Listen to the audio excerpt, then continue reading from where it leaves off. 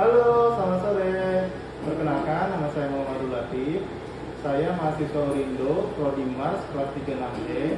Pada kesempatan hari ini, saya akan menjelaskan dan sharing terkait perizinan usaha berbasis risiko untuk klinik utama, klinik pratama, dan laboratorium medis. Untuk saat ini, pengurusan legalitas untuk pengurusan izin laboratorium dan klinik utama itu dimuat di dalam Undang-Undang Nomor 14 Tahun 2021. Undang-undang ini tidak terlepas terciptanya dari Undang-Undang Cipta Kerja yang muncul pada tahun 2020 Nomor 11 terkait Cipta Kerja. Latar belakang Cipta Kerja sendiri itu untuk meningkatkan lapangan pekerjaan, kemudian adanya perlindungan terhadap tenaga kerja, kemudian menjamin setiap warga negara itu mendapat pekerjaan, untuk mempermudah proyek dan perizinan. Untuk itulah di sektor kesehatan sendiri perizinan berbasis risiko itu diatur di Undang-Undang Nomor 14 Tahun 2021. Untuk itu kita coba bahas satu-satu ya teman-teman. Untuk pengajuan perizinan sekarang itu menggunakan OSS. OSS sendiri diatur di PP Nomor 5 Tahun 2021 tentang penyelenggaraan perizinan berbasis risiko. Sebelum OSS, perizinan itu diatur oleh kementerian terkait atau dinas-dinas terkait. Tapi setelah adanya peraturan ini, semua perizinan terkait laboratorium, klinik itu diatur menggunakan OSS berbasis risiko. Kemudian, menurut Permenkes 14 tahun 2021 tentang penyelenggaraan kegiatan usaha terkait kesehatan, itu harus berbasis risiko. Artinya, akan melakukan penilaian risiko terlebih dahulu. Apabila penilaian risikonya itu tinggi, itu perizinan usaha harus melampirkan izin plus standar yang harus dipenuhi. Apabila risikonya itu menengah, cukup dengan sertifikat standar saja dan NIP. Tetapi untuk tingkat risiko menengah rendah, itu operasional sesuai standar atau self-declare. Akan tetapi untuk tingkat risiko yang sangat rendah, ketika kita mengajukan NIB itu sudah cukup dianggap sebagai perizinannya. Untuk alur penerbitan izin sendiri berdasarkan OSS, alurnya dimulai dari si pengusaha melakukan permohonan di OSS dengan kode KPLI sesuai yang diinginkan. Untuk laboratorium, kode KPLI-nya 86903. Kemudian untuk klinik utama atau klinik pratama, kode KPLI-nya itu 86105. Setelah melakukan pengisian, OSS akan memverifikasi resiko apa sih yang harus dipenuhi. Untuk laboratorium itu termasuk resikonya tinggi. Jadi verifikator itu akan masuk ke Kementerian Lingkungan Hidup, kemudian ke FKKPR, Agraria, kemudian masuk ke Kementerian Kesehatan sebagai verifikator. Untuk klinik sendiri, apabila kliniknya itu utama, itu cukup diverifikator oleh suku dinas terkait. Untuk lingkungannya sendiri itu cukup hanya melampirkan UPL. Begitu juga dengan klinik pratama.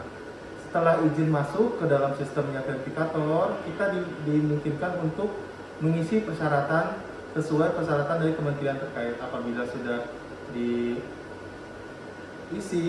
dan sudah sesuai, itu akan terbit pertama adalah PKKPR dari Kementerian Agraria. Kemudian apabila izin dari klinik dari lingkungan hidup, kita harus mensyaratkan UKL. Apabila UKL ini sudah selesai, itu akan terbit notifikasi izin dari OSS. Yang terakhir adalah pemenuhan laboratorium medis sesuai PMK nomor 14 tahun 2021 yang diverifikator oleh Kementerian Kesehatan. Apabila sudah mengisi dan dilakukan visitasi dan tinjauan, ada 3 kemungkinan yang output yang dihasilkan. Pertama, jika lengkap itu akan terbit izin dari OSS yang berlaku selama 5 tahun. Apabila ada perbaikan, kita dimohon melakukan perbaikan secepat mungkin. Kemudian yang ketiga adalah penolakan. Begitu untuk alur secara general terkait proses pengajuan izin di OSS. Tadi kita sudah membahas terkait alur perizinan terkait OSS berbasis risiko. Kemudian kita akan coba masuk terkait pedoman persyaratan berbasis risiko terkait klinik. Nah, untuk klinik sendiri itu kode KBLI-nya ada 86105 untuk klinik swasta, kemudian 86104 untuk klinik pemerintah. Nah, untuk penggolongan usahanya untuk klinik sendiri itu dibagi menjadi dua, yaitu klinik utama dan klinik pratama. Nah, untuk penggolongan usahanya sendiri, klinik tersebut dibagi juga menjadi dua, yaitu klinik rawat inap dan klinik rawat jalan. Nah, untuk ruang lingkupnya, seperti yang kita tahu bahwa OSS berbasis risiko, klinik utama tingkat risikonya menengah tinggi, artinya hanya cukup diverifikasi oleh suku dinas, yaitu suku dinas kesehatan. Untuk perizinan lingkungannya sendiri cukup dengan UPL. Kemudian kita masuk ke persyaratan. Untuk persyaratannya itu ada dua. Pertama, persyaratan administrasi umum, kemudian ada persyaratan teknis. Untuk persyaratan teknis itu dibagi menjadi tiga sub. Pertama itu meliputi bangunan, sarana prasarana, kemudian peralatan dan BHP atau bahan habis pakai. Kemudian sub yang kedua adalah SDM, sumber daya manusia dan struktur organisasi. Dan yang terakhir adalah bentuk dan jenis pelayanan kesehatan yang kita lakukan kepada pasien. Oke, tadi ada dua persyaratan, yaitu persyaratan umum dan persyaratan teknis. Kita coba uraikan apa aja sih persyaratan umum dan apa aja sih persyaratan teknis. Untuk yang pertama, persyaratan umum dimulai dengan administrasi umum, yaitu surat permohonan yang ditujukan kepada DMPTSP atau suku dinas terkait di wilayah masing-masing. Untuk di Jakarta sendiri itu dimasukkan ke suku dinas kota, untuk Jakarta Selatan dimasukkan ke suku dinas Jakarta Selatan, untuk Jakarta Timur ke suku dinas Jakarta Timur dan sebagainya. Untuk di daerah sendiri surat permohonan itu ditujukan ke DMPTSP kota. Oke, kemudian di dalam administrasi umum kita harus melampirkan profil klinik itu sendiri, mulai dari pendahuluannya, kemudian visi misi kliniknya sendiri, kemudian struktur organisasi di dalam klinik sendiri, kemudian data tenaga kerja, kemudian uraian tenaga kerja non kesehatan, dan terakhir adalah melakukan self assessment klinik sesuai PMK 14 tahun 2021. Oke, sekarang kita coba masuk ke persyaratan yang teknis. Untuk persyaratan teknis itu harus meliputi bangunan, sarana prasarana, peralatan, obat-obatan, dan bahan habis pakai. Nah, untuk bangunan sendiri kita harus menampilkan denah ruangan kita terkait layout kliniknya itu sendiri. Kemudian denah lokasi kita harus menyertakan titik koordinat sesuai map. Kemudian untuk DKI sendiri kita harus melampirkan zona Jakarta 1 atau RDTR, kemudian daftar kelengkapan bangunannya itu sendiri, kemudian daftar kelengkapan ruangannya, misal ada AC, kursi, meja, dan lain-lain, kemudian daftar alat kesehatan mulai dari medis, kemudian dan non medis. Untuk medis sendiri kita wajib melampirkan mereknya, kemudian nomor izin edar atau AKL, kemudian tahun pembelian, kemudian tanggal kalibrasi. Terakhir, untuk alat medis yang kedua, untuk alat yang non medis itu hanya cukup melakukan penjelasan terkait nama barangnya, kemudian masa expired date-nya. Nah, untuk klinik yang melakukan pelayanan radiasi atau radiologi itu wajib melakukan perizinan terlebih dahulu terkait pesawatnya ke Bapeten. Tak lupa, kita juga dimintakan untuk melampirkan dokumen SOP yang dilakukan di klinik sesuai pelayanan yang kita lakukan.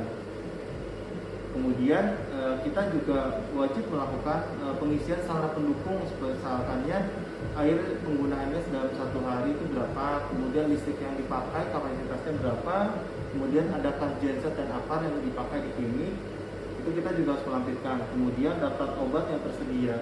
Untuk daftar obat tersedia sendiri, bagi yang melakukan pelayanan farmasi bisa disesuaikan dengan daftar pelayanannya. Tapi dengan klinik tanpa ada pelayanan farmasi, itu minimal harus sesuai peraturan Menteri Kesehatan terkait obat emergensi yang wajib ada di klinik.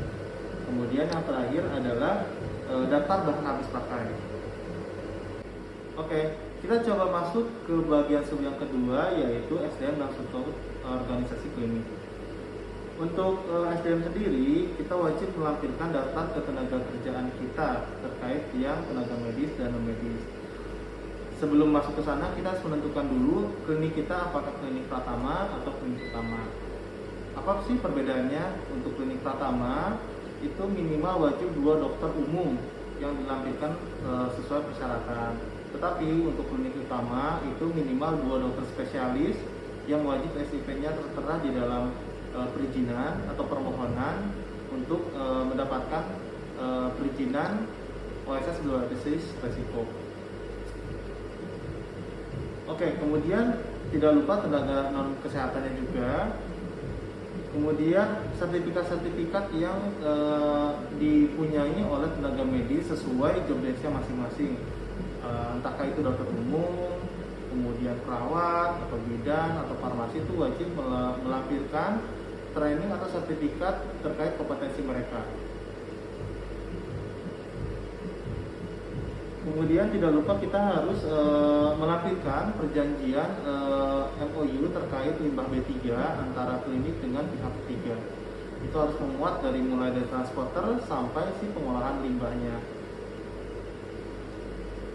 Bagi klinik yang dokternya itu dari luar negeri atau WNA, itu wajib melampirkan dokumen IMTA atau LPTKA yang masih berlaku bagi khusus tenaga medis WNA. Oke, tidak lupa kita harus melampirkan bentuk dan jenis pelayanan kesehatan yang kita layani kepada masyarakat. Apa aja layanan yang tersedia, kemudian berapa sih biaya tarifnya, itu juga harus tertera di dalam persyaratan perizinan. Tidak lupa kita harus melampirkan desain atau papan nama klinik yang akan kita ajukan, serta tertera nama dokter dan apotekernya jika ada pelayanan farmasi. Oke, yang terakhir adalah persyaratan lampiran-lampiran, mulai dari foto ruangan, foto gedung, kemudian sarana pendukung, foto STR, SIP, MOU limbah, kemudian surat penunjukan dari klinik terhadap dokter sebagai dokter berpraktek atau penanggung jawab. Oke, mungkin itu saja yang bisa saya sharing terkait alur perizinan berbasis resiko untuk klinik. Mudah-mudahan kita masih bisa bertemu di kesempatan waktu yang lain terus membahas perizinan laboratorium. Mungkin itu aja yang bisa saya sampaikan, mudah-mudahan bermanfaat. Terima kasih, dadah.